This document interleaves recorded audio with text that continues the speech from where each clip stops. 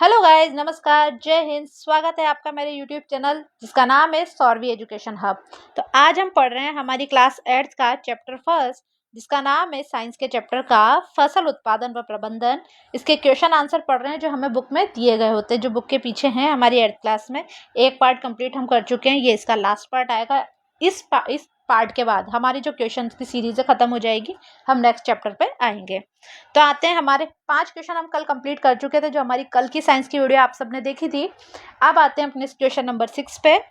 सिंचाई किसे कहते हैं और जल संरक्षित करने वाली सिंचाई की 2 विधियों का वर्णन करना है। ओके, अब क्या होता है, फसलों को कृत्रिम रूप से आवश्यकता अनुसार पानी देना ही क्या कहलाता है, सिंचाई। अब पहली बात ये, कृत्रिम रूप से, कृत्रिम रूप क्या होता है, एक तो फसल को पानी मिलता है जो वर्षा से, वो उसका क्या है, वो नेचुरल रूप से मिलता है। कैसे रूप से, नेचुरल रूप से। पर कृत्रिम रूप से जब कई बार बारिश नहीं होती और सिर्फ बरसात के टाइम में अधिकतर बारिश होती है, उसके बाद अगर पानी की जरूरत होती है तो हम क्या करते हैं, उसको कृत्रिम रूप से पानी देते हैं। हाँ, मतलब किसान उसको पानी देते हैं।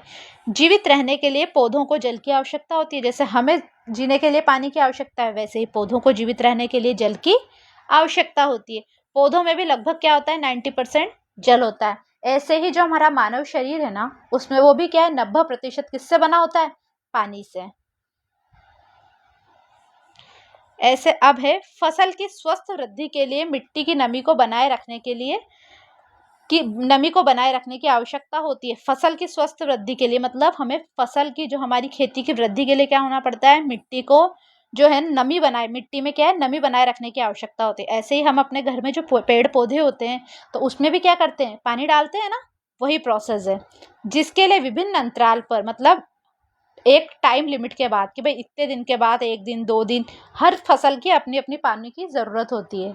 तो क्या करेंगे हम, विभिन्न अंतराल पर खेत में जल देना ही क्या कहलाता है, सिंचाई कहलाता है। अब जल संरक्षित करने वाली सिंचाई की 2 विधियां उसने हमसे पूछी है। पहला है छिड़काव, दूसरी ही ड्रिप।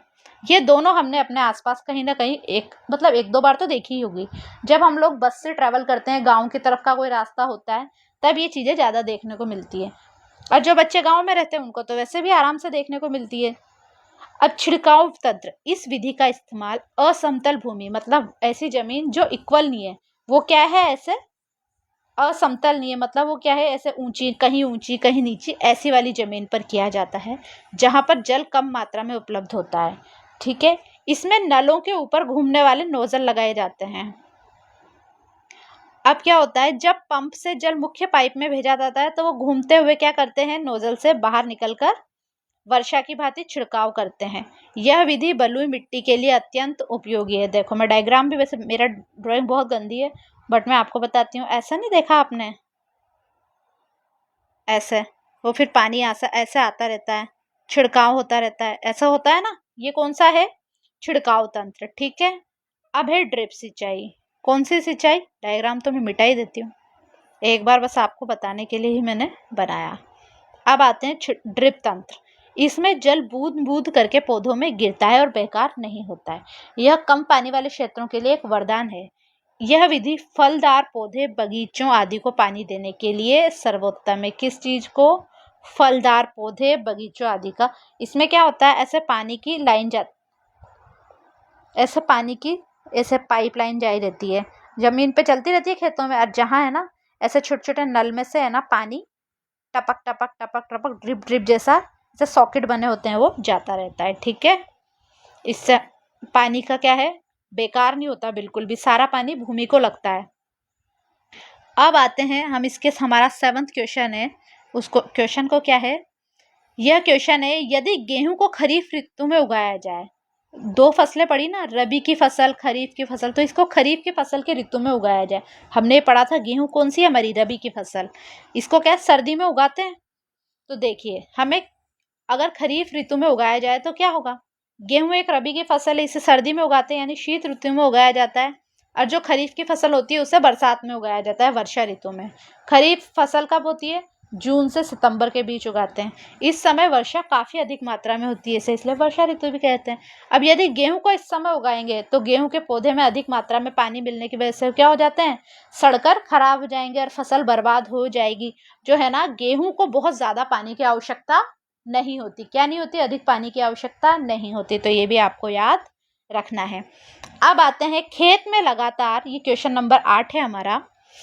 खेत में लगातार फसल उगाने से मिट्टी पर क्या प्रभाव पड़ता है, व्याख्या कीजिए। ये इस टाइप का है ना ये लाइन, इसका सॉल्यूशन मैंने आपको जब चैप्टर पढ़ाया था तब भी बताया था कि खेत में लगातार फसल उगाने से मिट्टी में पोषक तत्वों की कमी हो जाती है। कुछ पोषक तत्वों की क्या हो जाती है? कमी हो जाती है, जिससे उसकी क्या होती है? उर्वरकता भी कम हो जाती है। अब यही कारण है कि खेत में लगातार फसल नहीं उगानी चाहिए। खेत को कुछ समय के लिए परती छोड़ देना चाहिए, इसका मतलब बिना कोई बीज बोए छोड़ देना चाहिए। एक अन्य तरीका है फसल चक्रण। अब फसल चक्रण क्या होते हैं? जैसे एक बार गेहूं की फसल कर दी, एक बार चना, एक बार मूंग, एक बार मोठ, फसल बदल बदल के करते हैं। इसको क्या बोलते हैं? क्या करते हैं? इसमें एक अन्य तरीका है फसल चक्रण। यही क्या कहलाता है? फसल चक्रण। इसमें किसान एक फसल के बाद दूसरी किस्म की फसल लगाते हैं। जैसे अभी गेहूं बोई तो उसके बाद गेहूं नहीं बोएंगे, उसके बाद कुछ और मूंग, चना या कुछ भी अदर फसल बो देंगे, जिससे मिट्टी में क्या होगा? अच्छा हाँ, नाइट्रोजन का पुनः पोषण होता है। अब नाइट्रोजन के लिए क्या जरूरत? नाइट्रोजन सबसे ज्यादा किस वाली उससे मिलता है? जैसे मूंग, मोठ, इसमें क्या मिलता है? नाइट्रोजन। इससे क्या होता है? नाइट्रोजन का पूरण हो जाता है। अब आते हैं हम अपने क्वेश्चन नंबर 9 है, वो है खरपतवार क्या है और हम इनका नियंत्रण कैसे कर सकते हैं। ओके, अब खेत में फसल के साथ कई अवांछित यानी बेकार पौधे उग जाते हैं। इन पौधों को ही क्या कहते हैं? खरपतवार। ये मैंने आपको चैप्टर के टाइम पे बताया था। इनको क्या करते हैं? निराई के द्वारा हटाना बहुत जरूरी होता है। निराई में क्या होते हैं? एक ऐसी खुरपी होती है, उससे खोद के उसको जड़ सहित हटा देते हैं। क्या करते हैं?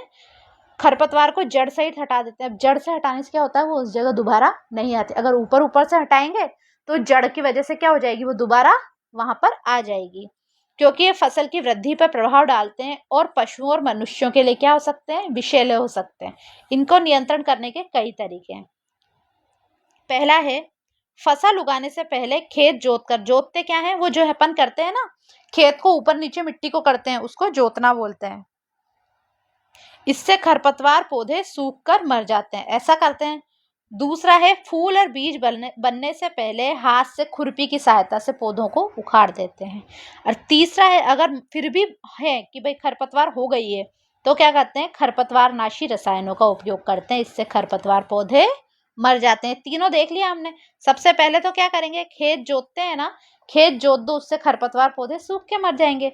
और फूल और बीज बनने से पहले हाथ से खुरपी से हटा दें, और अगर फिर भी हो जाए तो क्या करें? खरपतवार नाशी का इस्तेमाल करें। ठीक है, ये हो गया हमारा क्वेश्चन नंबर 9 कंप्लीट। कौन सा कंप्लीट? Question number 9। अब आते हैं क्वेश्चन नंबर 10 पे। निम्न बॉक्स का सही क्रम में इस प्रकार लगाएं। निम्न बॉक्स को सही क्रम में इस प्रकार लगाइए कि गन्ने की फसल उगाने का रेखाचित्र तैयार हो जाए। ओके, पहला दे रखा है फसल को चीनी मिल में भेजना है, तो बहुत बात की बात है। दूसरा सिंचाई, तीसरा है कटाई, चौथा है बुआई, पांचवा है मिट्टी तैयार करना। सबसे पहले हमने पढ़ा था मिट्टी तैयार करते हैं, ठीक है ना। उसके बाद खेत की जुताई, ये इसके बाद वाला है। फिर खाद देना, ये 7 पॉइंट है। तो हम क्या करेंगे? देखिए, आपको भी पता है सबसे पहले क्या करते हैं? मिट्टी तैयार करते हैं। उसके बाद खेत में जुताई करते हैं। क्या करते हैं? जुताई।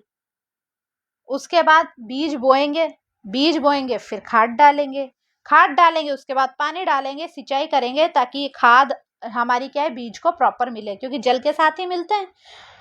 अब है ना, जब सिंचाई कर दी और फसल हो गई रेडी, इसमें फसल हो गई तो अब क्या करेंगे? कटाई करेंगे। और कटाई होने के बाद ही तो फसल क्या जाएगी? चीनी मिल में, क्योंकि गन्ने से ही क्या बनती है?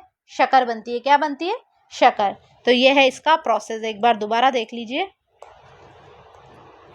सबसे पहले क्या करा? मिट्टी तैयार करी, यानी 5वां पॉइंट। फिर 6ठा पॉइंट, फिर बुआई करी, फिर खाद दिया, यानी 7वां पॉइंट। फिर सिंचाई करी, फिर कटाई करी, फिर फसल को चीनी मिल में भेज दिया। बहुत इजी सा क्वेश्चन था। अगर आपने वो फसल का अपन ने प्रोसेस पढ़ा था ना, कि 7 चक्र में पूरा होता है, वो जो मैंने आपको कहानी वाली स्टोरी बताई थी, पूरी जो पूरी कहानी बताई थी ना, वो कलरफुल पेज थे, आपने अगर वो सब देखा है तो ये आपके लिए बहुत ईजी है। इसलिए क्वेश्चन करने के लिए आपको चैप्टर तो पढ़ के आना ही पड़ेगा एक बार। अब आते हैं हम इसके सबसे लास्ट क्वेश्चन पे, जो बहुत इंटरेस्टिंग क्वेश्चन है, क्योंकि यह एक पहेली। और पहेली में तो वैसे इंटरेस्ट आता है। तो देखिए इस पहेली को सॉल्व करेंगे। पहला क्या दे रखा है हमें कि ऊपर से नीचे की ओर और दाईं से बाईं की ओर। ऊपर से नीचे यानी ऐसा ऐसा, और दाईं से बाईं यानी ऐसा। ओके, ये ऐसा वाला। पहला है सिंचाई का एक पारंपरिक तरीका। जब मैंने ये पढ़ाया था तब पढ़ाया था ये सिंचाई का एक पारंपरिक तरीका। पहले में है तो ये है रहट। रहट ही है ना, र भी दे रखा है तो हमारे क्या बना ये रहट। और दूसरा क्या है इसका, बड़े पैमाने पर पालतू पशुओं की उचित देखभाल करना। ये पशुपालन, शू भी दे रखा है तो अब हम समझ गए ये क्या आएगा, पशु पालन। ओके, फिर तीसरा क्या है, फसल जिन्हें वर्षा ऋतु में बोया जाता है। अच्छा, खरीफ की फसल ही तो होती है वर्षा ऋतु में बोने वाली, रबी की तो गेहूं होती है, और गेहूं तो बरसात झेल ही नहीं पाता ज्यादा। तो कौन सी फसल है जो वर्षा ऋतु में बोई जाती है, खरीफ। ये याद रखने का बहुत अच्छा तरीका है। तो हम यहाँ क्या लिखेंगे, खरीफ, खरीफ। ओके, तीसरे में। और चौथा है फसल पक जाने के बाद काटने को क्या कहते हैं, क्या बोलते हैं, कटाई करते हैं ना, उसको क्या बोलेंगे हम, कटाई। पेन का कलर चेंज कर लेती हूँ ताकि आप लोगों को चीजें ज्यादा अच्छे से दिखे। क्या है ये, कटाई। तो हम कहाँ लिखेंगे कटाई, 6 नंबर पे, यानी ये क टा ई। ये दे रखा है ना हमें ऊपर से नीचे, वैसा हम करते जा रहे हैं। अब है बाईं से दाईं, यानी ये ऐसे चलेगा, बाईं से दाईं यानी ये ऐसा, ये ऐसा। पहला है शीत ऋतु में उगाई जाने वाली फसल। कौन सी फसल, जो सर्दी में उगाई जाती है, कौन सी होती है वो, रबी की फसल होती है ना। तो क्या लिखेंगे हम यहाँ, रबी। र दे रखा है, बी लिख दिया। अब है एक ही किस्म के, जो फोर्थ है इसका, एक ही किस्म के पौधे जो बड़े पैमाने पर उगाए जाएं, वो क्या कहलाती है, फसल कहलाती है। ये पहली लाइन ही यही पढ़ी हमने फसल की, वो क्या कहलाती है। फोर्थ पे क्या लिखेंगे, फ इधर है, ल इधर है लास्ट में, तो अपने आप स लिख दिया तो आंसर आ गया। अब पांचवा है रासायनिक पौधों, जो रासायनिक पदार्थ जो पौधों को पोषक पदार्थ प्रदान करते हैं। क्या करते हैं, रासायनिक पदार्थ जो पौधों को पोषक प्रदान करते हैं। उर्वरक पढ़े थे ना हमने, खाद और उर्वरक, तो वही रासायनिक पदार्थ थे। तो इसमें क्या लिखेंगे, और देखिए क लास्ट में आ रहा है और ये व के ऊपर र भी है, तो ये तो वर्ड देखते हैं हम समझ जाएंगे कि ये कौन सा शब्द है, ये है उर्वरक। उर्वरक। अगर अपन ने चैप्टर एक बार पढ़ा है ना अच्छे से, तो हम ये क्वेश्चन अपने आप देखते ही समझ रहे हैं। अब है 7 खरपतवार हटाने की प्रक्रिया। अभी जस्ट पढ़िए, इससे आगे वाले क्वेश्चन में निराई करते हैं ना, ई भी पीछे लिख रहा है तो यहाँ क्या लिखेंगे, निराई। कंप्लीट हो गया। तो देखिए इसका सॉल्यूशन मैंने इधर कर भी रखा था एक बार। तो इसी के साथ हमारा इस चैप्टर कंप्लीट होता है। Thank you for watching my video, और बने रहें हमारे चैनल के साथ। और हाँ, आप हमारे चैनल को लाइक करें, सब्सक्राइब करें, अपने दोस्तों के साथ शेयर करें, और आप हमें बताएं कमेंट करके कि आपको हमारी वीडियो कैसी लग रही है। ठीक है, बाय।